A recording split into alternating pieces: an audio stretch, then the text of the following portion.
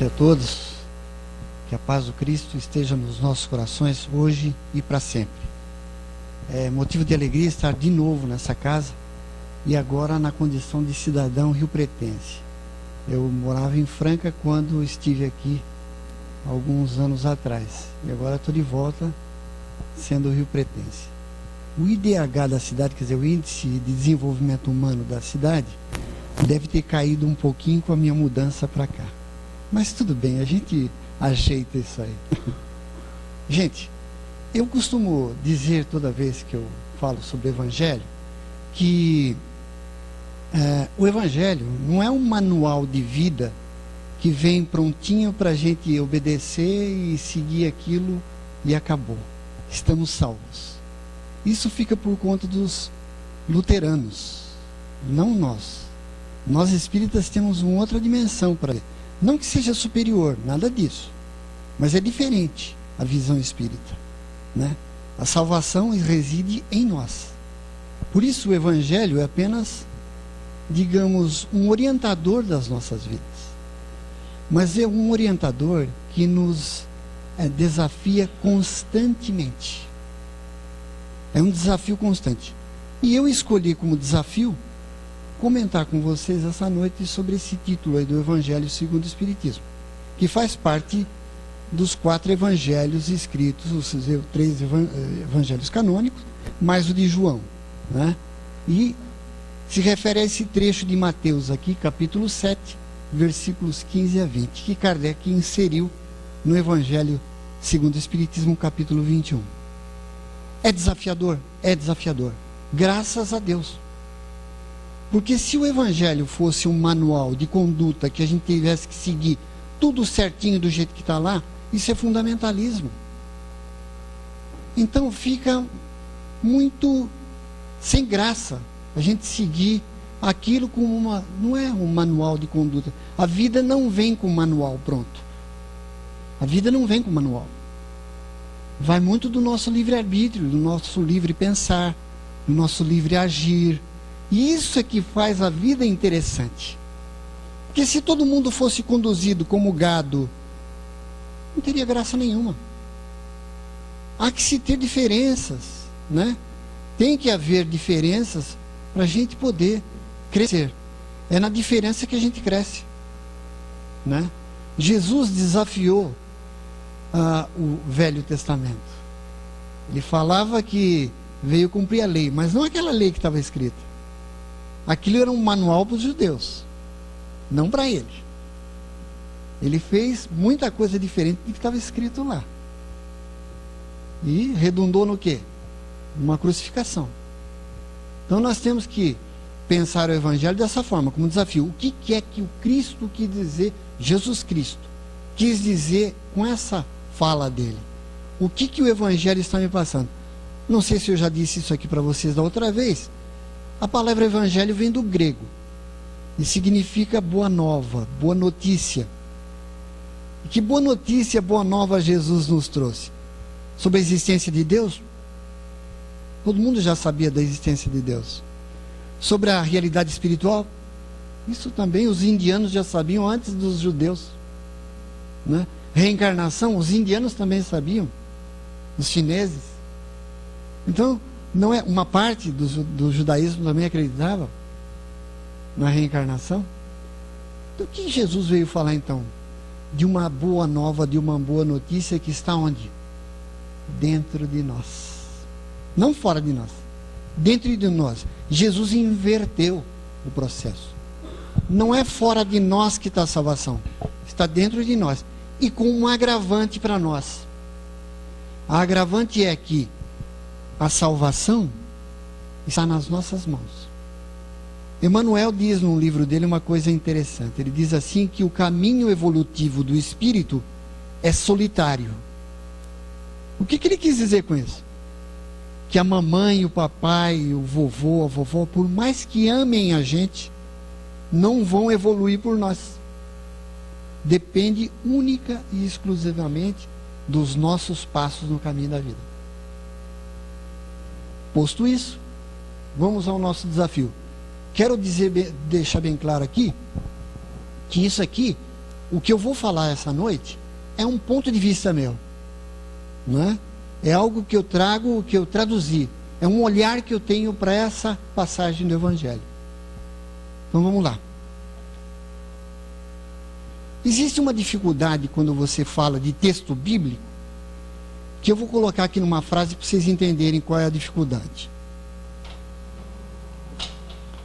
Eu coloco aqui: se todos concordam, pausa, eu não discordo. Se eu digo isso com essa pausa aqui, o que eu estou dizendo para vocês?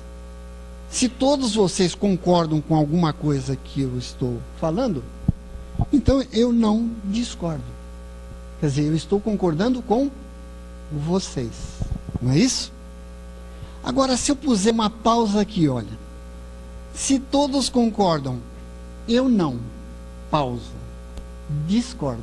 O que eu estou dizendo para vocês? Se todos vocês concordam, eu não, eu discordo. Não é assim? Apenas uma vírgula muda totalmente o sentido da coisa. Agora vejam como é difícil a gente ler os textos bíblicos e entender aquilo daquele jeito. Porque Jesus falava aramaico, que era uma espécie de dialeto do hebraico. É uma língua regional. O pessoal ouviu ele falando em aramaico, escreveu em hebraico e grego. Depois São Jerônimo, em 383, com o Concílio de Nicéia, traduziu para o latim, que veio a Vulgata Latina, feita por São Jerônimo. Ele conduziu a tradução para o latim da Bíblia inteira. Olha só quantas traduções em línguas com estruturas diferentes. O hebraico é diferente do latim, não é? O hebraico, numa página em português, uma página e meia de português, dá isso aqui, uma meia página de hebraico. Uma língua prática. Não tem tantas declinações como tem o português. Então, para traduzir de uma língua para outra, já existe uma dificuldade pelo tradutor. Imaginem aquele pessoal ouvindo Jesus, porque só de ouvir já começa a ser feita uma tradução aí, né? O indivíduo traduz aquilo da forma que ele entende. Será que Jesus disse isso dessa forma? Começa a minha pergunta. E depois, do latim, Lutero e mais outros traduziram para o alemão, que depois chegou no português. Imaginem só quantas vírgulas foram colocadas no texto. Deu para perceber a dificuldade? Então a gente tem que tomar cuidado. O que propõe o Evangelho segundo o Espiritismo? Lá nos temas abordados no capítulo 21 do Evangelho segundo o Espiritismo, os temas abordados são a árvore e os frutos. Quer dizer, se conhece a árvore pelos frutos, em outras palavras. Você conhece a pessoa pelas atitudes dela, mas nem sempre as atitudes mostram quem a pessoa é. Eu posso estar rindo para você nessa hora, batendo uma palminha nas costas, mas com vontade de matar você. Nós somos opacos. Nós não somos transparentes.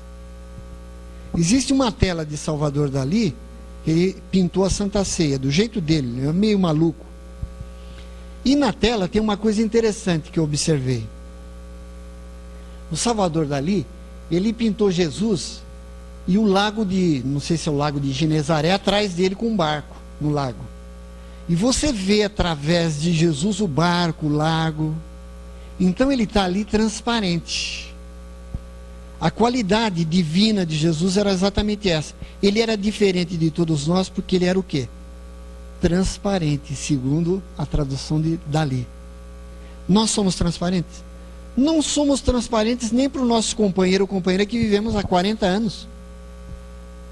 Conta-se que um casal costumava todos os dias, durante 20, 30 anos, todos os dias ela sentava-se no sofá para assistir novela e ele sentava-se do lado dela para ler jornal.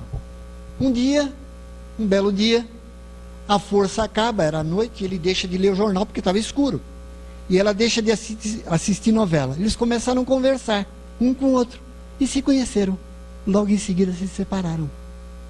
Porque perceberam que não tinha nada a ver um com o outro. Nós não nos conhecemos.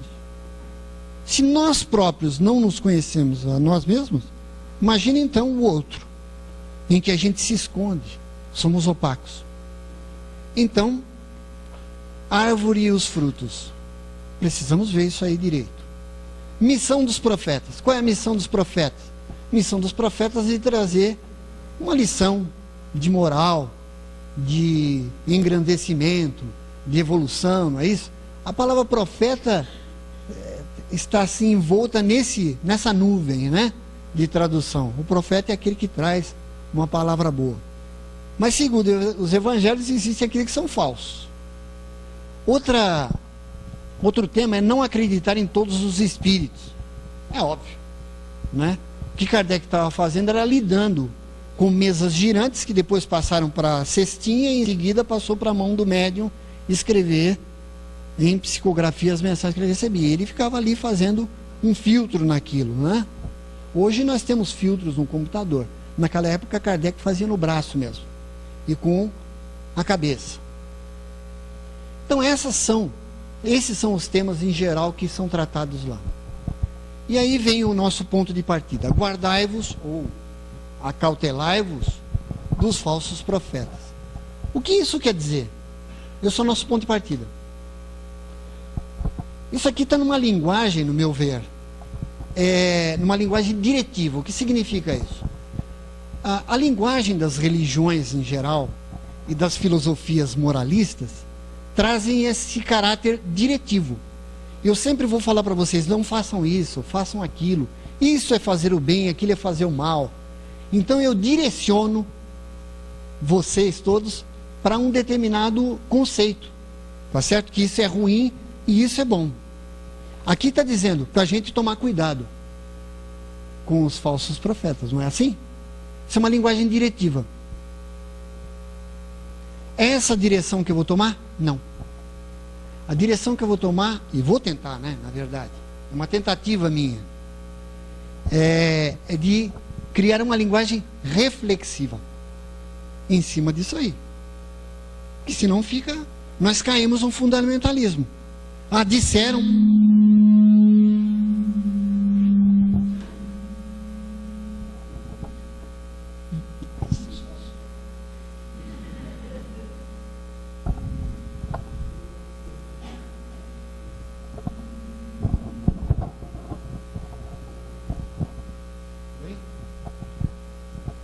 Disseram para mim que eu tenho que desconfiar dos falsos profetas, então vou desconfiar. É assim que funciona?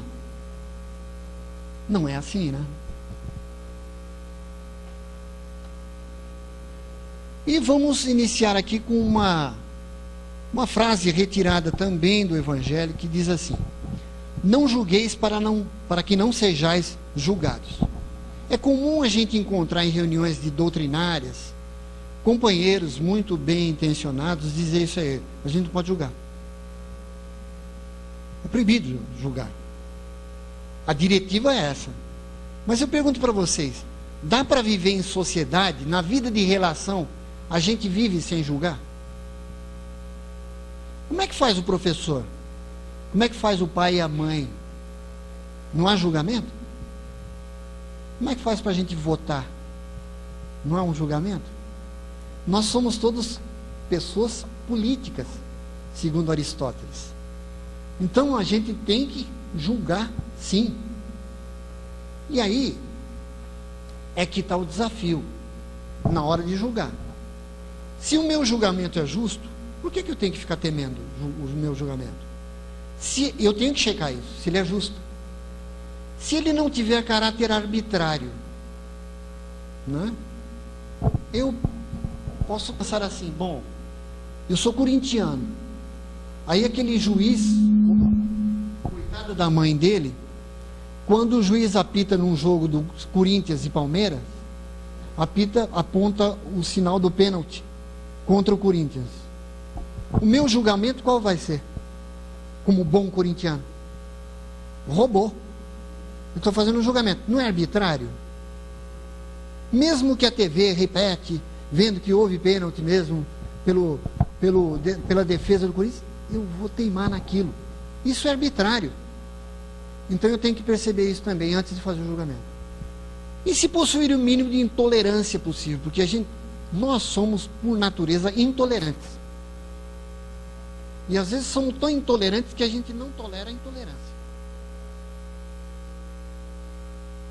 Eu terei que desenvolver, aí vem uma outra pergunta, terei de desenvolver o temor, aquele julgamento que eu faço, com medo de, por fim, ser julgado por esse julgamento? Porque é isso que acontece na linguagem diretiva: se eu julgar, eu vou ser julgado. Então eu fico com medo de julgar. Só que a coisa fica roendo dentro de mim. Eu quero julgar. Não dá para deixar de julgar. Percebem? E mesmo, olha como é sutil a coisa.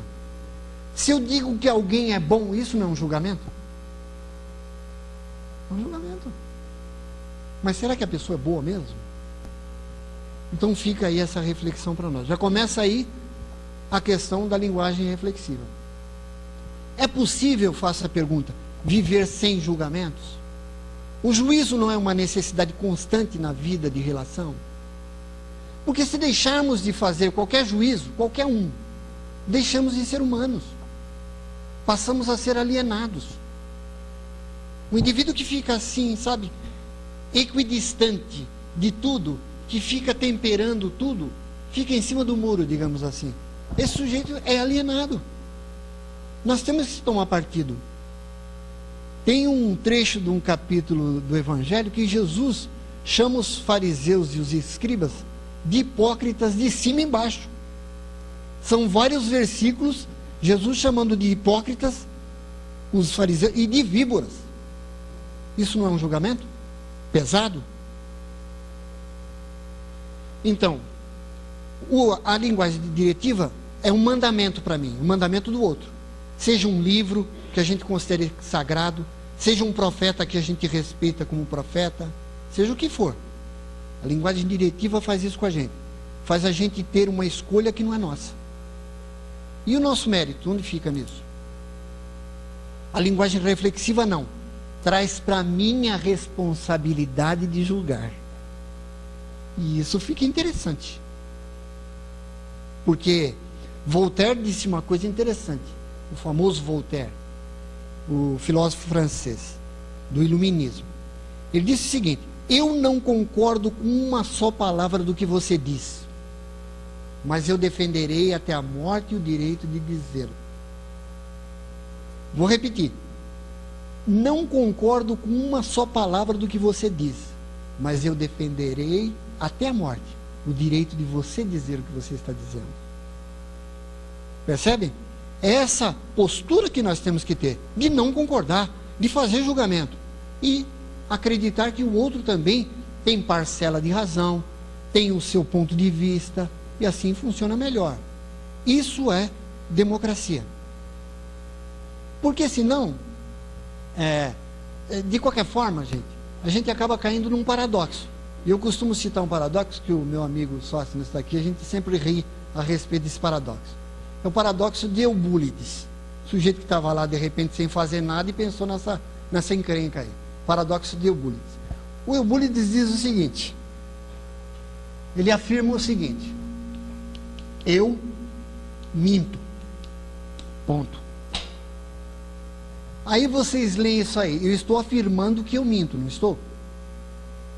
Se isso for verdade, então eu falo a verdade, porque se eu minto, eu estou mentindo com relação a isso também.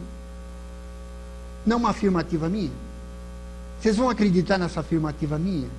Se eu estou dizendo que minto, eu caio numa verdade. E aí, se eu vou numa verdade e eu falo, eu minto, se eu estou dizendo a verdade, então eu não falo a verdade, estou mentindo. É um paradoxo. Fico nesse círculo vicioso. Essa é a questão do julgamento. Daí eu parto de uma hipótese, porque eu não tenho certeza de nada. E vamos caminhando aqui ao som da congregação cristã no Brasil, que é muito bom, né? Muito bom, graças a Deus. Os gregos antigos, principalmente da linha estoica, eles tinham o costume de pensar no seguinte: num estado de espírito que era serenidade total. E o nome é bom, é assim, sabe, esquisito. Ele é bonito até. Ataraxia. Alguém já ouviu falar desse termo? Ataraxia. Se escreve assim: ataraxia. Isso tudo, gente, não é para dizer que eu sou inteligente, que eu sou culto, nada disso. Isso é para dar subsídio para a gente chegar onde a gente quer chegar. Tá certo? Os gregos da linha estoica diziam que a ataraxia era um estado de espírito sereno, de imperturbabilidade, nada perturbava o indivíduo. Mas para chegar nisso, eles diziam o seguinte: eu tenho que equilibrar duas coisas dentro de mim. Quais eram? Vamos pôr um azulzinho aqui para ficar a lousa bonita, né? Patos e logos. O que é patos? Patos é emoção, é sentimento. Patos. Daí, antipatia, o que é? Anti é contra. Patia, de patos, é aquele indivíduo que não tem sentimento contrário ao outro. Apatia é o sujeito apático. Esse A é de negação, é de ausência. Anda com os braços caídos. Ele não tem sentimento nenhum, não tem emoção nenhuma. Apático. E simpatia, sim, do grego vem de união. Quando eu sou simpático com alguém, há uma união de sentimento. Percebe? Empatia, quando o centroavante do Corinthians chuta a bola, eu chuto junto. Na minha sala eu estou chutando junto. Eu faço assim com o pé para ajudar ele. Isso é empatia, eu estou sentindo com ele aquilo. É o que normalmente os psicanalistas fazem. Eles tentam entrar num processo de empatia com o paciente. E logos? Logos é de razão. Então, aqui é sentimento, emoção e aqui razão. Olha o que dizem os gregos antigos. Se eu conseguir equilibrar razão e emoção, eu entro nesse estado aqui de ataraxia. Fácil. O que vocês acham? Complicado, né? E esse tempero que a gente tem que dar nas emoções e na nossa razão está relacionado com uma historinha dos porcos e espinhos, não sei se vocês conhecem, que é a seguinte: começou a era glacial e os porcos e espinhos começaram a passar frio, porque começou a esfriar, né?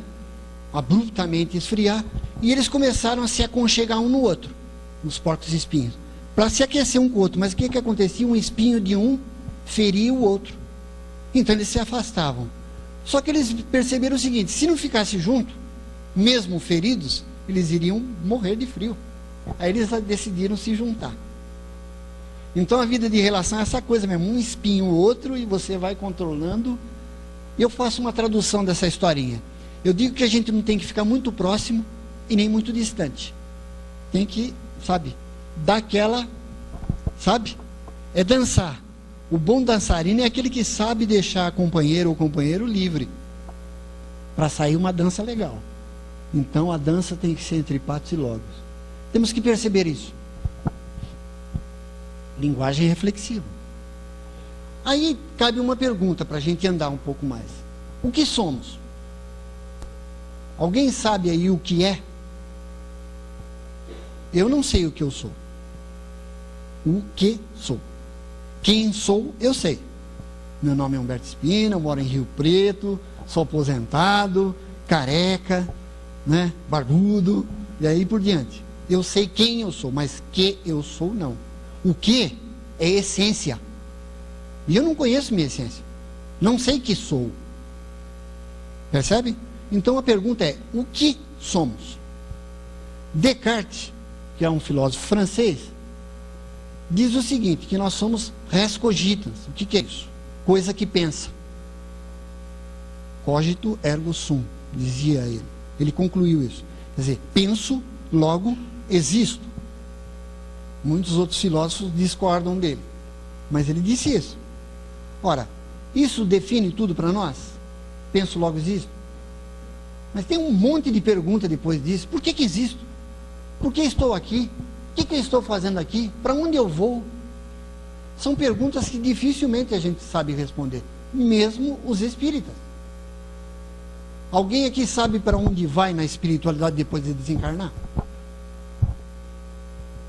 Se souber, me empresta a chave, que eu não sei. E aí, uma coisa para a gente perceber quem somos, ou o que somos, é o olhar externo que a gente tem. Nós somos educados, que na verdade não é educação é outra coisa.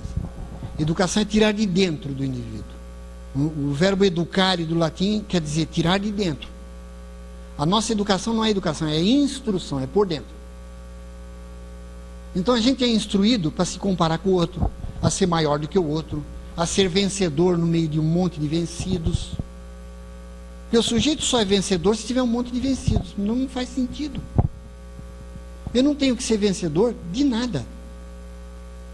E isso está lá no Evangelho, Jesus dizendo para os discípulos: tenham confiança, porque eu venci o mundo. Como venceu o mundo? Foi crucificado. Desceram a chibata nele, não tinha onde encostar a cabeça. O que ele estava dizendo para os discípulos é exatamente isso. Olha, isso é tudo bobagem. Esqueçam isso. Por isso que as revistas de moda, as revistas Caras, por exemplo, eu não tenho nenhum pudor em falar que a revista Caras vende muito. Por quê? Porque a gente está interessado em saber quem casou, quem descasou, onde casou, o que comeu na festa, como é que foi a festa, o vestido da noiva, né? O penteado que fez, o anel que usou. Não é assim? A gente vive disso, desse expediente. Nosso olhar está para fora.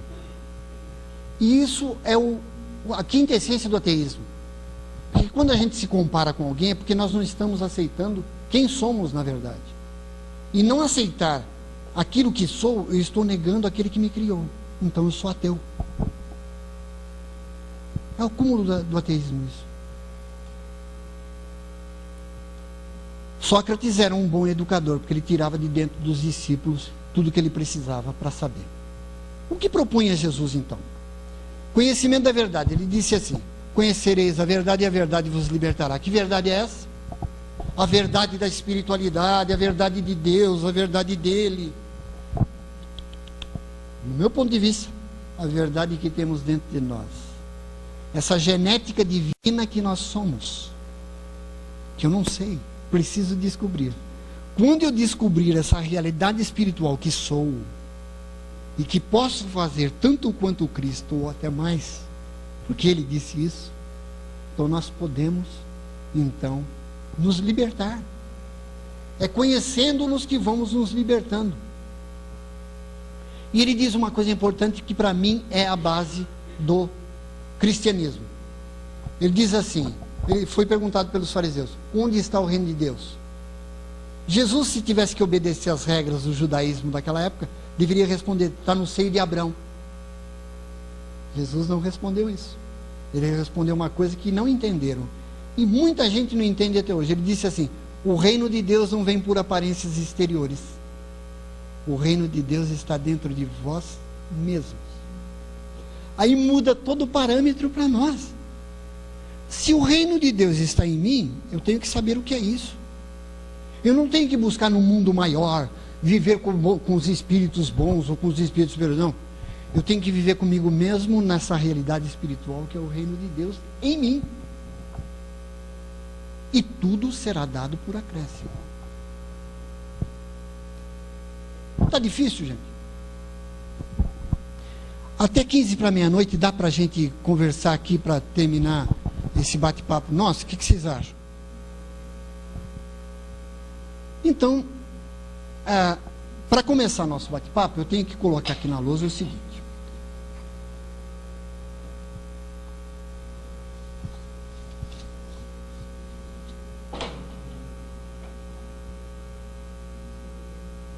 Um conceito de comunicação. Quem trabalha com comunicação aí sabe o que eu estou dizendo. Para haver comunicação, tem que ter um emissor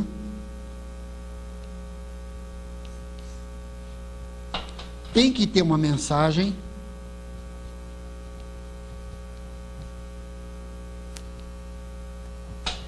e tem que ter um receptor da mensagem. Certo? Nós estamos falando do emissor aqui, que é o profeta. O que faz o profeta? Ele lança uma mensagem, não é isso? Pegar, pegou. Quem pegar, pegou e boa. Não é assim? E ele lança a mensagem. Aí o receptor capta a mensagem e vai embora. Com ela ou não. Ou não. E aí tem um sujeito chamado Jacobson, que eu fiz aqui um esquema parcial, que ele coloca 3 níveis para que a mensagem chegue no receptor. Primeira, contexto da mensagem. Segundo, contato do emissor com o receptor. E terceiro, o código que se fala essa mensagem. Se eu começar a passar uma mensagem para vocês em chinês aqui, mandarim, alguém aqui fala chinês? Mandarim? Vocês não iam entender nada. Então o código tem que ser importante. Estou falando em português, vocês estão ouvindo em português. Outro dado interessante é o seguinte: para que a mensagem, quando ela é emitida, ela tem 3 níveis também. Tem a mensagem gestual, corporal. Se eu fizer assim para vocês, se alguém me fizer uma pergunta e eu fizer assim, vai, fala. O que eu estou dizendo para vocês com o meu corpo? Eu estou enjoado com essa... Não é assim que a gente faz quando está enjoado de alguém? Né? Outra coisa, vocal. Se eu chego para vocês e falo assim, calem-se. Uma coisa, não é?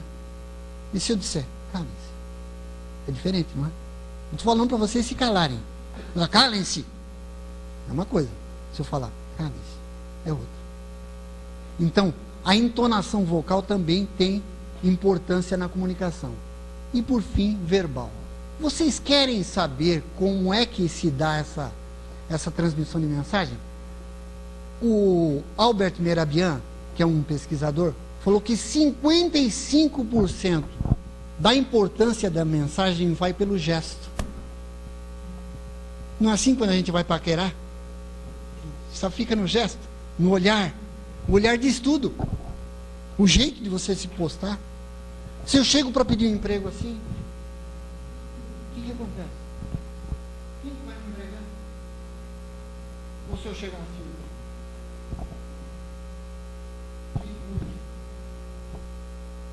Não, estou sendo agressivo. Se eu faço assim, que alguém está falando comigo, eu estou dizendo, eu estou resistente ao que você está dizendo. Pode ficar à vontade. Então, 55% da mensagem é corporal, diz ele. 38% é vocal. E só 7% é verbal. Acreditem nisso. Tem um livro interessante chamado O Corpo Fala, de Pierre Veilleux, o cara que viveu no Brasil, já morreu. Fala sobre essa importância da linguagem corporal. Por isso que Hitler conseguiu o que conseguiu. Ele passou uma mensagem usando o contexto, contato e tudo mais, o código, né? A forma dele falar com eloquência, né? Uma mensagem apropriada para aquele momento na Alemanha. O que deu? O resultado foram 50 milhões de mortes. Fora o estrago que fez histórico, né? Que até hoje tem gente sofrendo por conta disso. Então, e hoje? Como é que a coisa se dá hoje? Depois de tantos anos da Segunda Guerra, com a figura de Hitler já passada. Hoje nós vivemos um vazio. Um vazio. A autoridade está em xeque. Nas escolas, né? Ninguém tem medo de polícia mais. Ah, é polícia, não é bandido. Agora é o bandido que tem importância. Polícia não. Se é bandido eu corro. Se é polícia não. É assim que funciona. Então nós temos que perceber tudo isso. E aí entra essa questão aqui. Por quê? No capítulo 7, versículos 15 a 20, Jesus diz isso. Mas exatamente 10 versículos antes, sabe o que Jesus diz? Diz o seguinte: porque vês o argueiro, quer dizer, o cisco no olho de teu irmão, e não reparas na trave que está no teu próprio olho? Jesus está chamando a atenção de todo mundo, dizendo assim: por que você fica preocupado com o cisco no olho do teu irmão, se você tem uma trave no teu olho? Isso não se aplica aqui, gente. Se eu estou fazendo o juízo de alguém, seja quem for, eu não estou olhando o cisco no olho dele?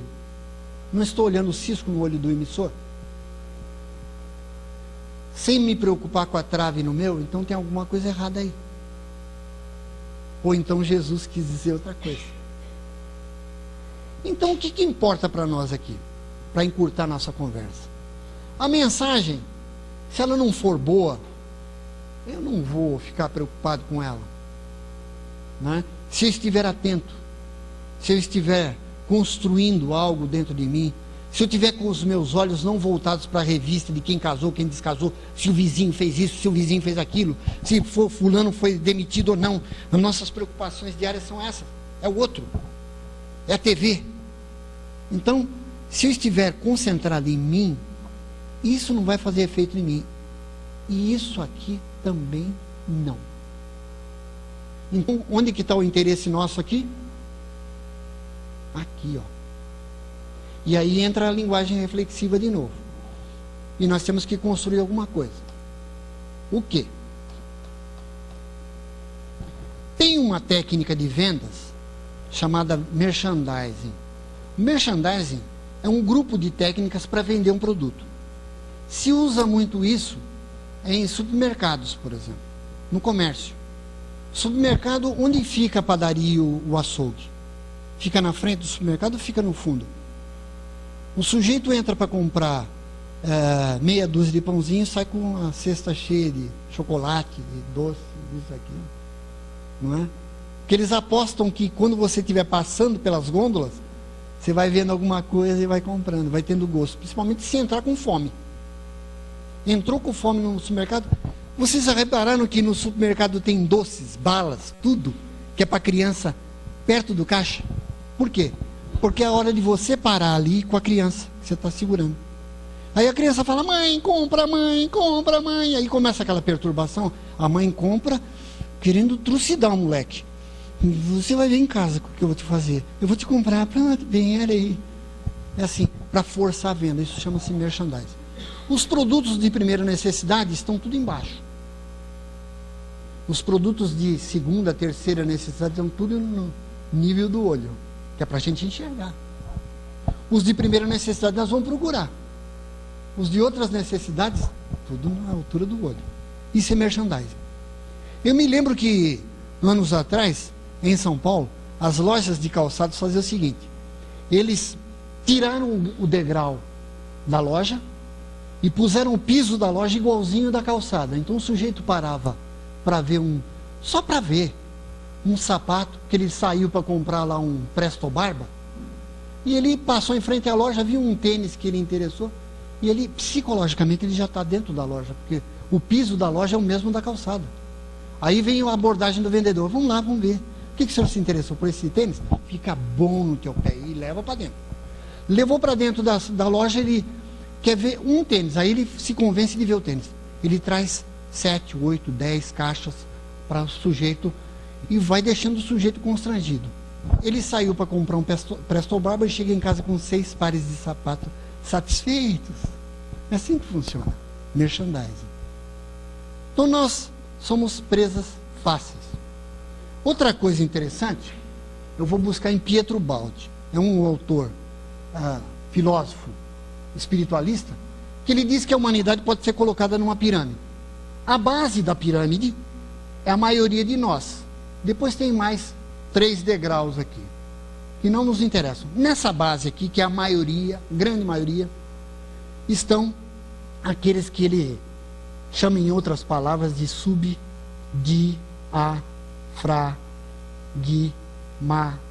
subdiafragmáticos. O que é subdiafragmático? Diafragma é uma musculatura que nós temos aqui na barriga. Sub é abaixo. Abaixo dessa musculatura. O que Pietro Botti está dizendo é que a maioria dos seres humanos na Terra vivem dessa região para baixo. Se a barriga estiver cheia de churrasco e o sexo estiver funcionando, está tudo bem com ele. Ele está feliz. Daqui para cima não funciona quase nada. Sentimento, razão, quase zero. Então a gente tem que perceber isso, né? Ele tinha um pouco de razão, é só observar. Em nós mesmos, não no outro. Não vou pensar no vizinho agora, o meu vizinho faz churrasco sempre, ele está sempre pensando em sexo. E qual que é o caminho? O caminho do autoconhecimento. E não é o autoconhecimento de que fala Milor Fernandes. O Milor Fernandes diz que para você aprender autoconhecimento, você tem que procurar uma autoescola. Não é bem isso. Não é? Autoconhecimento quer dizer você conhecer a si mesmo. E esse é um trabalho muito intenso, que merece muito amor do nosso coração, muita atenção, em todos os sentidos da nossa vida. E, através do autoconhecimento, nós vamos esbarrar numa coisa que está na teologia católica. Eu fui buscar na teologia católica isso aqui. Alguém aqui já foi católico? Alguém estudou catecismo católico aqui? Vocês vão me ajudar então. Existe uma coisa, os pecados da teologia católica. Tem os pecados veniais e os pecados capitais. Os pecados veniais é aquele que tem vênia, que tem desculpa. São pecadilhos que a gente comete e que Deus perdoa. Mas tem os capitais. Esses, você tendo um ou mais, você vai para o inferno mesmo. Capital? Não tem desculpa. E vamos começar com o número 1 aqui, em ordem alfabética, lembrando o nosso catecismo. O primeiro, avareza. Olha, os teólogos católicos acertaram em cheio, gente, os 7 pecados capitais. E graças a Deus só são 7. Se fosse 14, todos nós somos perdidos nessa aí. Avareza. A avareza, às vezes, é disfarçada por nós como previdência. Eu não sou avarento, eu sou previdente. Eu faço uma meia, eu faço um pé de meia para mim. E o pé de meia vira um par de meia, que depois vira 12 meias, e aí vai virando meia, e não tem fim isso. O avarento é esse, ele não consegue se desvencilhar desse ciclo vicioso. E a gente disfarça como previdência. Nós somos previdentes, eu estou pensando no futuro. Só que você vai acumulando, acumulando, acumulando, e isso não tem fim. Vai para o inferno ou não vai? Vai. 2. É a inveja. A inveja. Ah, tem um antes desse. A gula. Será que eu estou pondo em ordem alfabética? Vamos, né? É que eu estou sem o Excel aqui. O Excel ele ordena em ordem alfabética. A gula. A gula é só você ir numa festa e ficar olhando para o prato de brigadeiro ali. Você fica rodeando. E rodeia daqui, rodeia dali. Quando tem um só lá, você fica que o vermelhidão sobe. Você quer pegar ele e fica olhando para ver se tem alguém olhando. Gula é assim. O guloso não tem sossego, coitadinho. O guloso é isso. E não é só comida, não. A gula está relacionada com outras coisas também. Gula. Vai para o inferno ou não vai? Nenhum de nós tem gula, nenhum de nós tem avareza, né? Isso é coisa para católico, né? Nós espíritas já ultrapassamos isso aqui. Aí vem uma outra, que é a inveja. Estou certo? A inveja, dizem alguns, que é amarela. A inveja tem a cor amarela. Sabe por quê?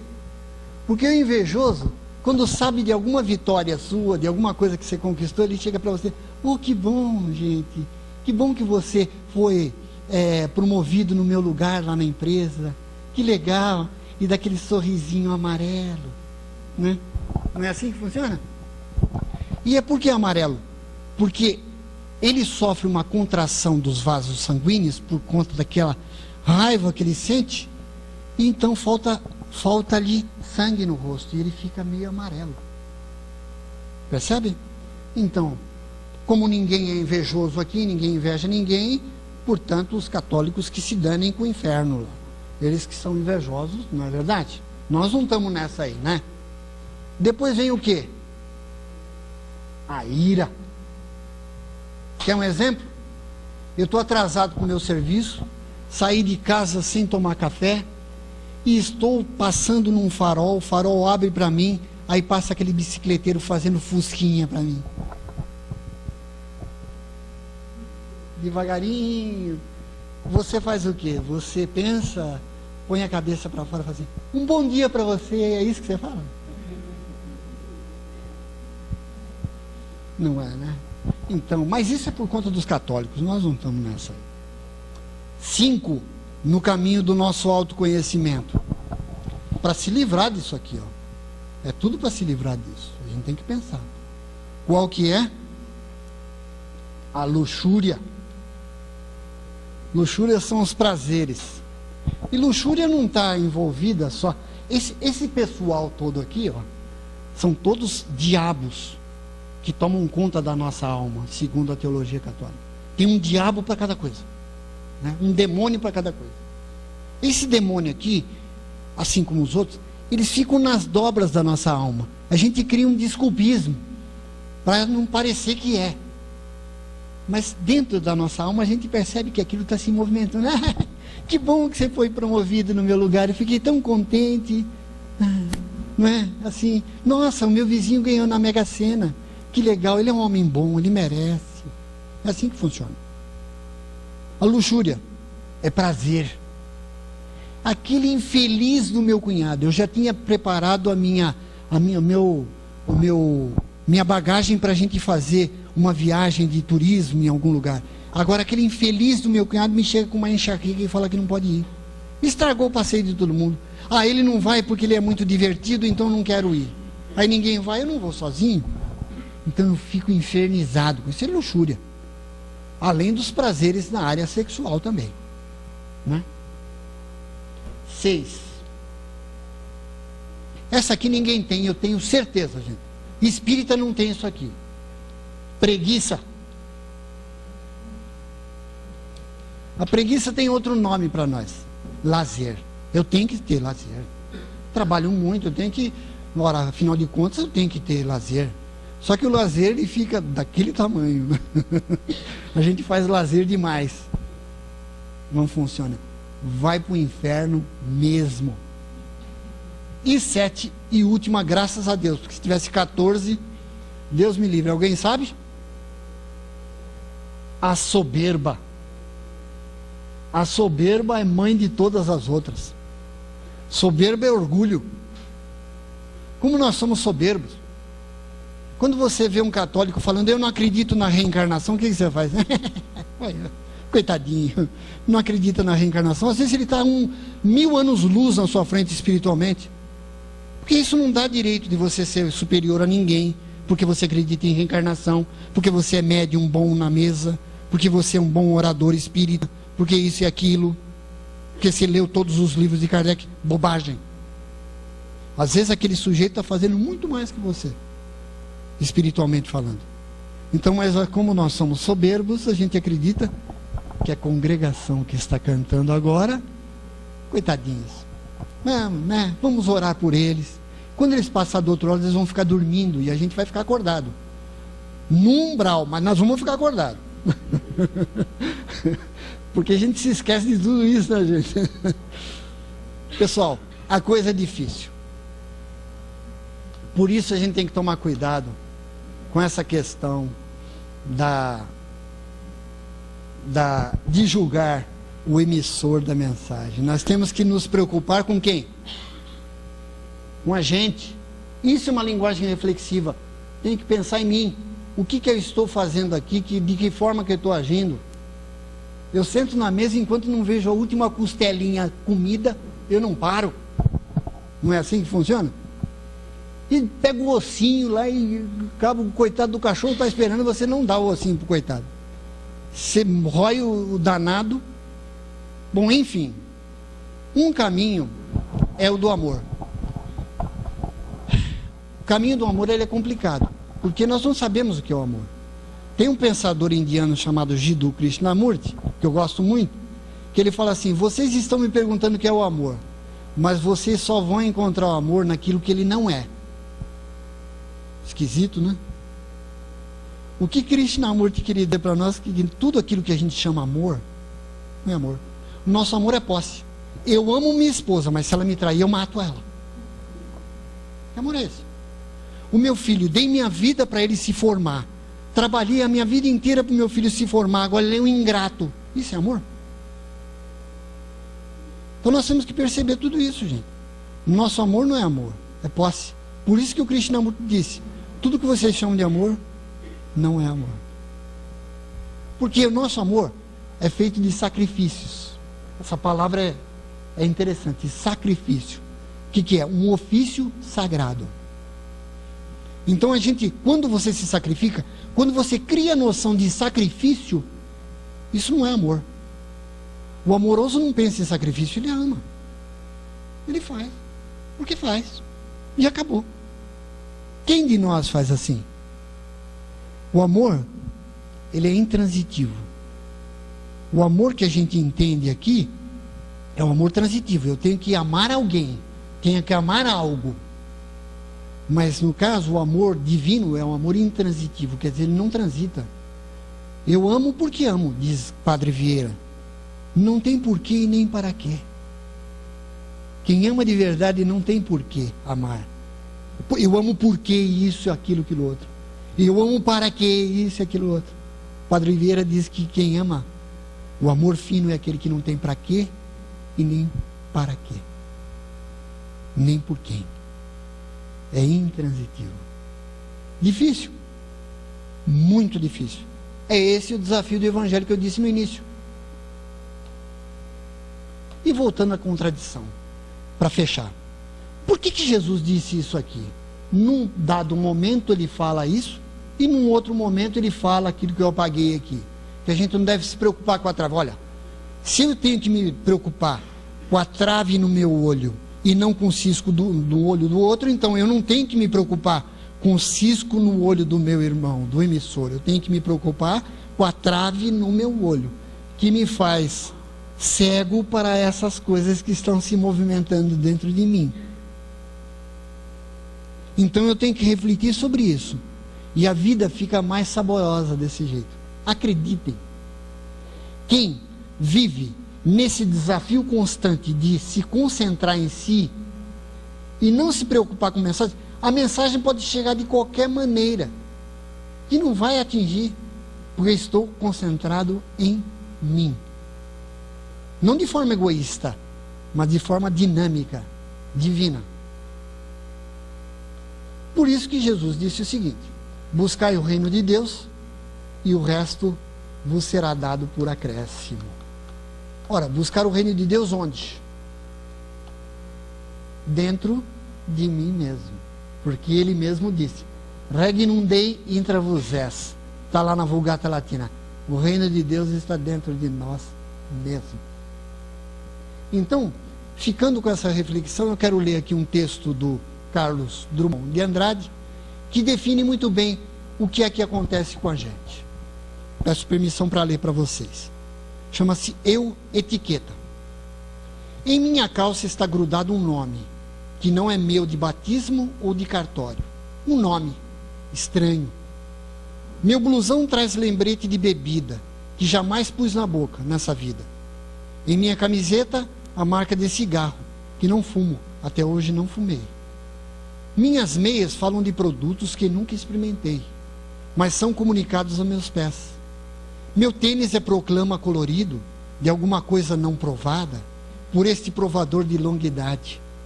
Meu lenço, meu relógio, meu chaveiro, minha gravata, e cinto, e escova, e pente, meu copo, minha xícara, minha toalha de banho e sabonete, meu isso, meu aquilo, desde a cabeça ao bico dos sapatos, são mensagens, letras falantes, gritos visuais, ordens de uso, abuso, reincidência, costume, hábito, premência, indispensabilidade.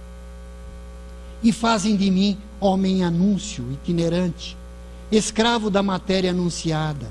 Estou na moda. É duro andar na moda, ainda que a moda seja negar minha identidade, trocá-la por mil, assambarcando todas as marcas registradas, todos os logotipos do mercado. Com que inocência demito-me de ser eu que antes era e me sabia, tão diverso dos outros, tão mim mesmo, ser pensante, sentinte e solitário, com outros seres diversos e conscientes de sua humana e invencível condição. Agora sou anúncio, ora vulgar, ora bizarro, em língua nacional ou em qualquer língua, qualquer principalmente. E nisto me comparo, tiro glória de minha anulação. Não sou, vê lá, anúncio contratado. Eu é que mimosamente pago para anunciar, para vender em bares, festas, praias, pérgolas, piscinas. E bem à vista exibo esta etiqueta global, no corpo que desiste de ser veste e sandália de uma essência tão viva e independente que moda ou suborno algum a compromete. Onde terei jogado fora meu gosto e capacidade de escolher minhas idiosincrasias tão pessoais, tão minhas, que no rosto se espelhavam, e cada gesto, cada olhar, cada vinco da roupa, sou gravado de forma universal. Saio da estamparia, não de casa. Da vitrine me tiram, recolocam, objeto pulsante, mas objeto que se oferece como signo dos outros. Objetos estáticos, tarifados. Por me ostentar assim, tão orgulhoso, de ser não eu, mas artigo industrial, peço que meu nome retifiquem. Já não me convém o título de homem. Meu nome novo é coisa. Eu sou a coisa, coisamente. Muito obrigado.